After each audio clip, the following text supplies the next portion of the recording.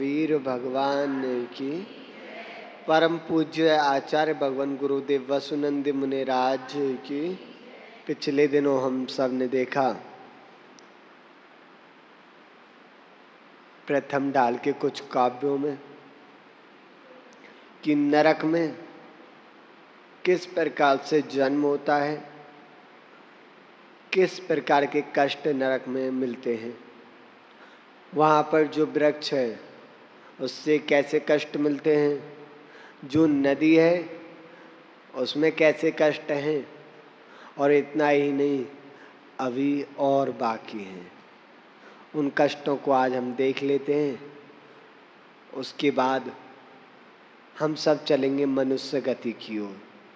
मनुष्य गति में भी दुख कितने कितने हैं, कैसे कैसे, वो हम बाद में देखेंगे।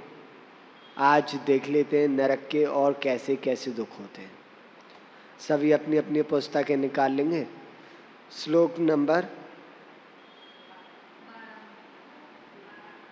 12। तिल तिल करे देह के खंड, असुर बुढ़ावे दुष्ट प्रचंड। सिंधु नीर ते प्यास न जाए, तो पण एक न बूंद लाए। तीन लोग देह के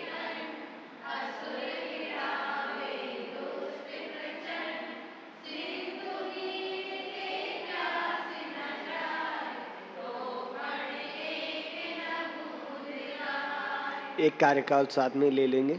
तीन लोक को नाज जुखाए, मिटे न भूख न कान लहा। ये दुख बहु सागर लो सहे, कर्म जोग ते नरगत लय। एक बार उच्चारण करोगे।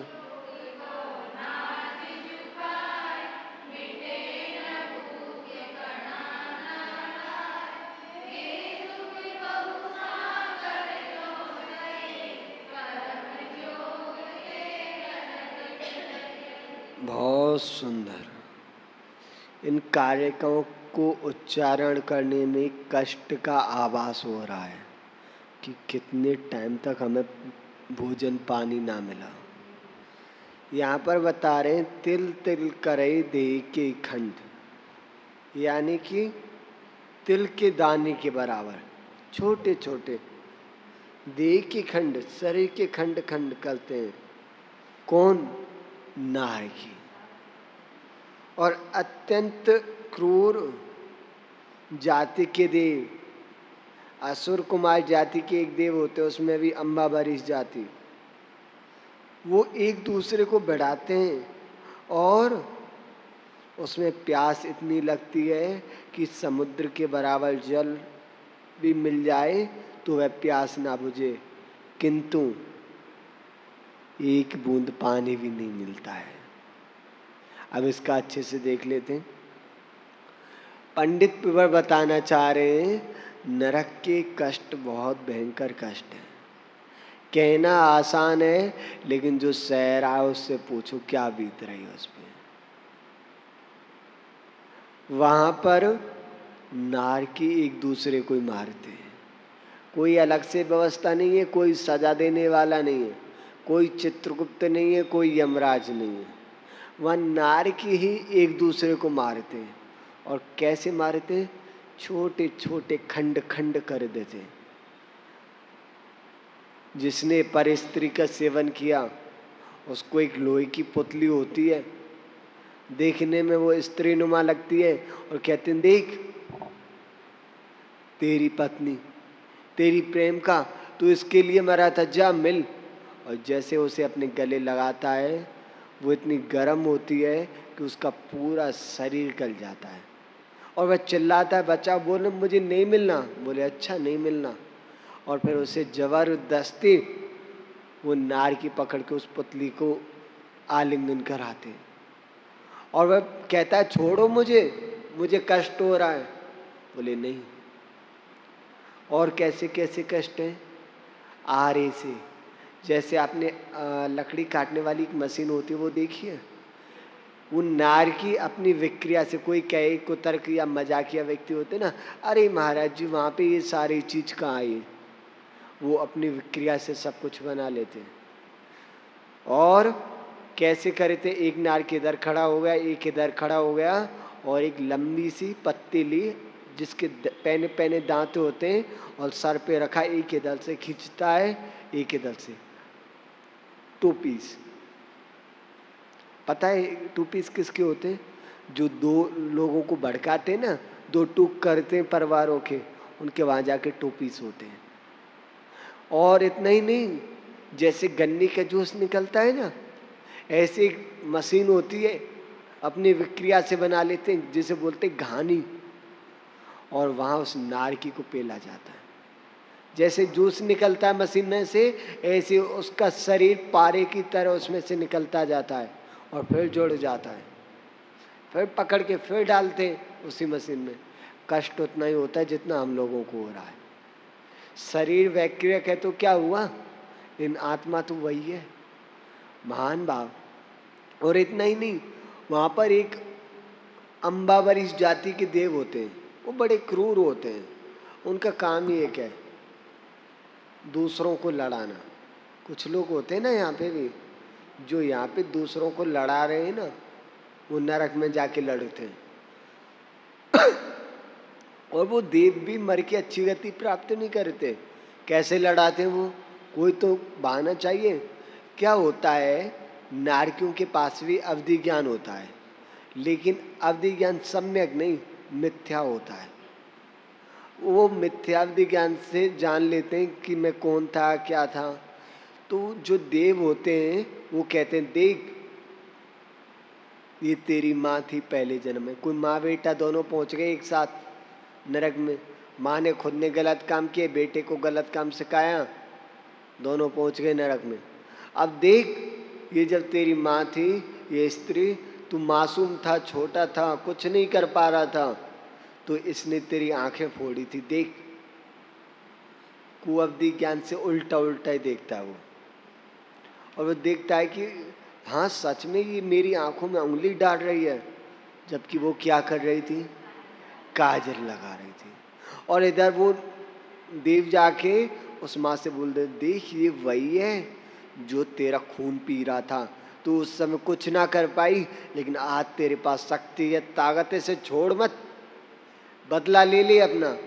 जबकि वो तो शिशु था और दुग्ध पान कर रहा था। कि जो जो देव होते हैं अम्बावरीश जाति के, वो एक दूसरे को लड़ाते हैं, और फिर वह माँ और पुत्र पूर्व जन्म के एक दूसरे पे अस्त्रों से प्रहार करते हैं। कोई नारकी अपने आप को त्रिशूल बना लेता है, कोई अग्नि बना लेता है, कोई कुछ बना लेता है, और वहाँ पे बहुत बड़ा एक पात्र जैसा होता है अग्नि का, और उसमें नारकियों को पकड़ पकड़ के डाला जाता है। इतने बड़े होते हैं कि उसमें 100 नारकी भी डाल दो, और एक बड़ा सा नारकी उन्हें जैसे वो निकलने को होते हैं, वो ऊपर से त्रिशूल और भाले से उनमें चुभाता है और उसमें वापस गिर जाता है। और बड़ी मुश्किल से फिर उसमें से आग में से निकल के आने की कोशिश की, वापस वही। महान भाव, तो नरक में ऐसे ऐसे कष्ट हैं कि उनको हम शब्दों से कह ही नहीं सकते। इसलिए नहीं कह सकते क्योंकि इस समय हम उनको महसूस नहीं कर पा रहे। अगर महसूस कर पाते तो भी शब्दों से ना बोल पाते, गला बंद हो जाता, आंखों से आंसू के अलावा और कुछ ना आता। और महसूस नहीं कर पा रहे तो भी नहीं कह पा रहे। आगे बताया कि वहां पर इतनी प्यास लगती है कि अगर आपके सामने समुद्र के बराबर भी पानी आ जाए तो भी वो आपकी प्यास ना बुझेगी। कई बार गर्मियों में होता है ना, काम करके आए आप स्कूल से या कॉलेज से आए, रास्ते में कुछ नहीं मिला और प्यास लग रही हो, घर पे आते ही सबसे पहले फ्रिज खोलोगे और पानी की बोतल निकाली, गट गट गट पूरी बोतल खत्म, और कहते हो आज तो बच गए। मेरा तो गला सूख ही गया था, मेरे तो प्राण ही निकल जाते। चिंता ना करो, ना निकलेंगे। वहां पे ना निकले, यहाँ पे निकल जाएंगे क्या? हाँ, जो सोचो जानवर होते हैं वो पूरे दिन बेचारे प्यासे बैठे रहते हैं, भिखारी बेचारे जो रोड पे भीख मांगते हैं, कई घंटे हो जाते हैं पानी नहीं मिलता। और एक सबसे बड़ी बात, प्यास तो इतनी और एक बूंद पानी की नहीं मिलती। सोचो, हम तो डेली हार लेके आ जाते हैं, वहां पे एक बूंद पानी की भी नहीं मिलती है। कैसे रहते होंगे वो। और वेदना तो वही है, भूख प्यास की उतनी वेदना जितनी हम लोगों को और आप लोगों को हो रही है ना। कैसे रहते होंगे वो पूरे दिन पूरी रात। और एक दिन की बात नहीं है, एक साल नहीं, 100 साल नहीं, सागरों वर्ष। और कम से कम पता है नरक में कितना रहना होता है? कम से कम 10,000 ईयर, कम से कम है। और जब तक ना तुम्हें एक पानी की बूंद मिलेगी ना भोजन मिलेगा, कैसा लगेगा? एक दिन भूखे रह के देखो, पता चल जाता है कि भैया आज ही रात कहीं ऐसा तो नहीं 2 महीने की रात हो गई हो। आज की रात निकल क्यों नहीं रही, आज सूरज क्यों नहीं आ रहा। बार बार तुम्हारा ध्यान घड़ी पे जाएगा और उनके बारे में सोचो वो लोग कैसे रहते होंगे। और चलो भूखे प्यासे हो, एक कोने में बैठे हो, सो रहे हो, लेकिन इधर भूख प्यास की वेदना, इधर वो नार की लड़ा रहे, इधर गानी में पेला जा रहा है। और पिलाया तो क्या, मांगा पानी, और पिलाया तो क्या पिलाया, गरम गरम शीशा पिघला के, गरम गरम लोहा तांबा पिघला के वो पिलाया। और जब कहते हो भैया ना चाहिए पानी, मुझे नहीं चाहिए पानी। अगर आप प्यासे हो एक दिन के सुबह से लेके रात तक, और अगले दिन आपको आधा गिलास मिर्ची का रस दिया जाए, क्या मिर्ची का रस, और मिर्ची ऐसी अगर एक खा लो, पूरे दिन पानी पियो तो भी ना जाए उसकी सलसलाहट, और ऐसे मिर्ची का रस आपको जबरदस्ती पिला दिया जाए तो आप पानी ना मांगोगे, कहोगे मुझे ना चाहिए पानी, क्योंकि आपको पता है आपने पानी मांगा बदले में मिर्ची का रस ही मिलेगा।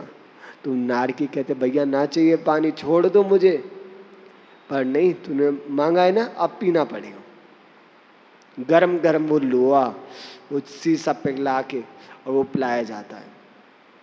महान भाव। और आगे क्या बता रहे, आगे बता 3 लोग को नाच जो खाए, मिटे ना भूख कड़ा ना लाए। और भूख भी कितनी होती है कि मतलब 3 लोग में कितना बड़ा 14 राज ऊपर मार। और सोचो इतना सारा अनाज भी तुम्हारे सामने, वो भी खा जाओ तो भी भूख ना मिटे, लेकिन सबसे बड़े आश्चर्य की बात वहां एक दाना नहीं मिलता। अगर तुम लोगों को सुबह रोटी ना मिली, शाम तक घर को सर पे रख लेते हो। आज हमारे लिए रोटी नहीं बनाई, तुम पे काम ही क्या है। और पूरे दिन ना मिले, उपवास हो जाए, और अगले दिन थोड़ा सा लेट हो जाए पारना में, फिर देखो तुम्हें पता नहीं मेरा कल का उपवास था, हैं? पता नहीं तुम्हें। तुम एक दिन को लेके बैठे हो, वहां देखो वहां क्या हालत है। और वहां पे भी नारकी क्या करते, अपनी विक्रिया से 56 भोग बना दिए, वो दिख रहे सामने। और जैसे नार की भाग भाग के आता है खाने के लिए, एक बड़ा सा नार की अपने हाथ में बड़ा सा मूसल लाता, बड़ा सा डंका लाता है, फोटो होगी उसमें देखना। और जैसे वो खाने आता है उसमें एक मारता है, उसका पूरा शरीर खंड खंड हो जाता है, पूरा शरीर बिखर जाता है। फिर आता है, फिर वही मारता है। जैसे बिल्ली दूध पीने आती है, आप डंडा मारते हो, फिर आती है, फिर डंडा मारते हो, लेकिन उसको दूध नहीं पीने देते।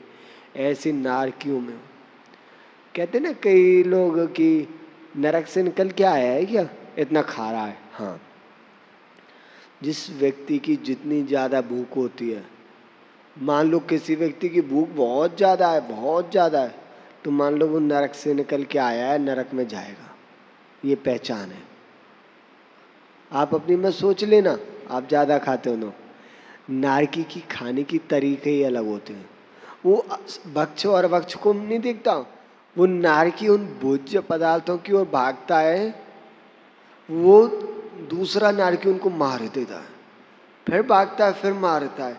ऐसे ही इस समय वर्तमान में जो व्यक्ति खाने के लिए एक दूसरे को मार रहे हैं, भोजन के लिए एक दूसरे को मार रहे हैं, तो क्या समझे उनको? छठे काल में यही तो होगा, एक दूसरे को मार के खाएंगे। और जो एक दूसरे को मार के खा रहा है तो पक्का मान लेना वो नरक में जाने वाला है। जो लोग नॉनवेज खाते हैं उनको क्या समझे? वो नरक से निकल के आए जरूर, या फिर नरक में जाने वाले। और जो स्वर्ग से आता है ना, उसको तुम कितनी भी चीज दिखाओ सामने, वो कहेगा मुझे नहीं चाहिए भैया। बस एक आध रोटी। हमने देखा अपने गुरुजी की डाइट, गुरुजी थोड़ा सा हार लेते हैं और बैठ जाते हैं। हम कहते गुरुजी आप कुछ लिया तो करो। बोले नहीं बेटा इतना सारा तो ले लिया। हम कहते सच में हमारे गुरुजी स्वर्ग से आए और उच्च गति को जाएंगे, इसमें कोई डाउट नहीं। हाँ कई बार। और जो मलेच्छ होते हैं ना, मलेच्छ, वो वक्ष और वक्ष को नहीं देखते। वो आप लोग तो सज्जन हो, आर्य पुरुष हो, धीरे धीरे इस हाथ से एक हाथ से धीरे धीरे खाते हो, हैं लिमिट में खाते हो। लेकिन जो मलेच्छ होते हैं वो दोनों हाथों से ऐसे ऐसे ऐसे ऐसे दोनों हाथों से खा रहे हैं। वो ये नहीं देख रहे मैं क्या खा रहा हूँ क्या नहीं खा रहा हूँ, इसमें क्या पड़ा है, इसमें मक्खी है चींटी है, ये भोजन शुद्ध है अशुद्ध है, कुछ परवाह नहीं।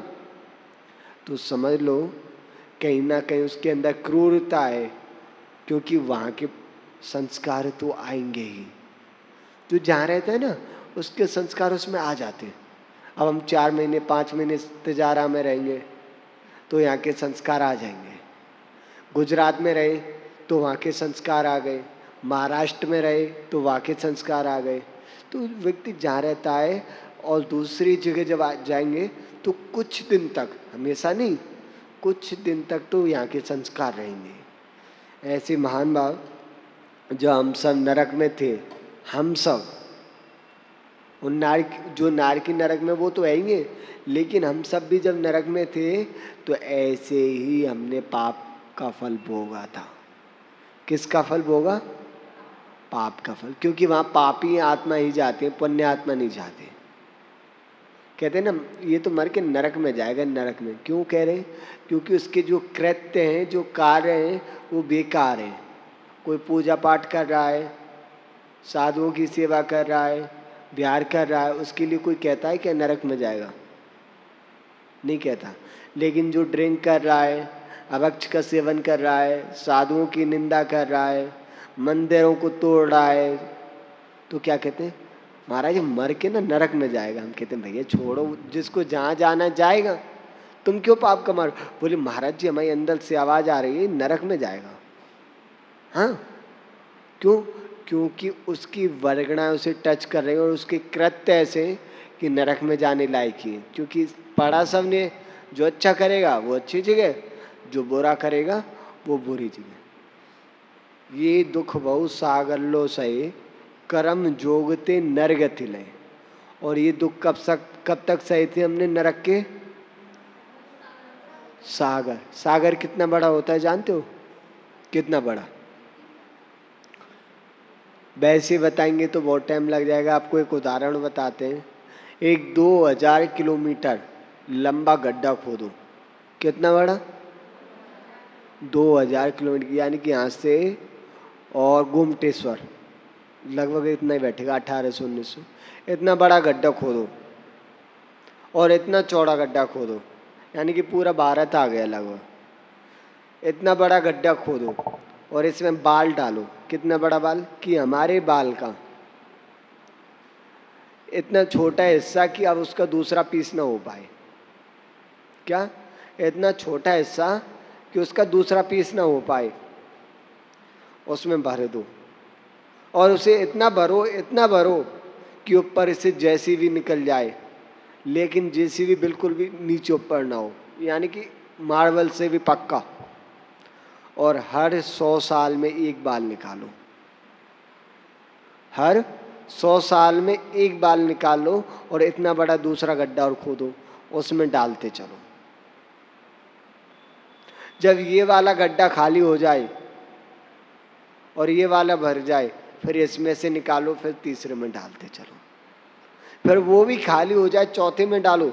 जब चौथा भर के खाली हो जाए, वो होता है एक सागर। 100 साल में एक बाल निकालना है, कितने बाल होंगे एक गड्ढे में? गिन पाओगे क्या? ना गिन पाओगे। इतने बाल निकालने और एक बाल 100 साल में निकालना है, ऐसे 4 गड्ढे।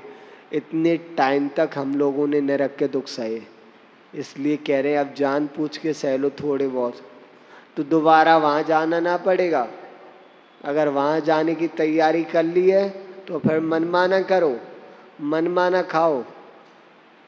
तो महान भाव, आज हम सब ने देखा नरक की यात्रा, और आगे बताया कर्म जोगते नरगति लय, और फिर बहुत विशेष पुण्य का उदय आया तो हमको नरक गति से निकल के नरगति यानी कि मनुष्य गति प्राप्त हुई। कोई विशेष पुण्य, सामान्य पुण्य से नहीं बन सकते मनुष्य। चाहे हमें, चाहे कोई नीची जाति का है, चाहे कोई और है, चाहे कोई भी है, मनुष्य बने हैं तो कोई विशेष पुण्य किया है। अब मनुष्य गति में भी महाराज जी दुख होते हैं क्या? हाँ होते हैं। कौन कौन से दुख होते हैं वो चर्चा हम कल करने का प्रयास करेंगे। आज बस इतना ही। आज आपको नरक से निकाल के मनुष्य तक पहुंचा दिया। बहुत बहुत सबको आशीर्वाद। आज बस इतना ही। जय बोले श्री शांतिनाथ भगवान की।